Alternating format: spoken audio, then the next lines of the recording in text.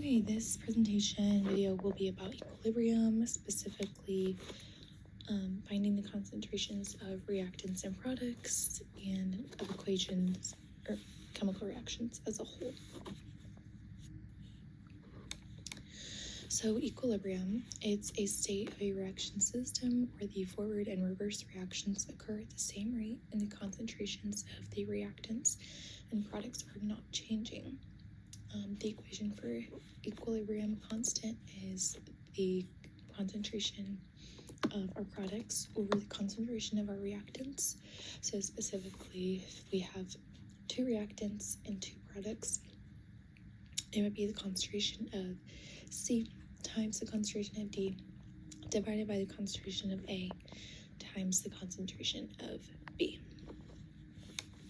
And the letters, the little ones that are raised to the power, those are for the use of when we have like stoichiometry in our chemical reaction formulas, and ensuring that we get total parts of the chemical solution involved in the equation. So for this example, our equation is A plus B produces C plus D. And in this, we have a stoichiometry, so we have 2 moles of B. So we're given all the molarity concentrations, and so using our equilibrium constant equation, you can see that we just set everything where it's supposed to go. And don't forget the stoichiometry, and make sure you put that concentration to the power of however many moles of that substance there are. So for here it's 2 for substance B. Do some multiplication, and then you get 0.001199 over 7.36 times 10 to the negative 6. Divide that and you get 163. Next, example B, we are given the equilibrium constant of the equation as a whole. And so from there, we are just going to find the concentration of NO2.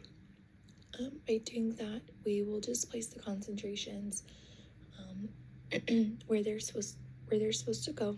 So our reactants will go on the bottom, and our product will go on the top. From there, we actually have to do the quadratic formula to find the value of X. And then from there, we will have to also square root everything to find our concentration of NO2, which ends up being 3.6 times 10 to the negative 4th.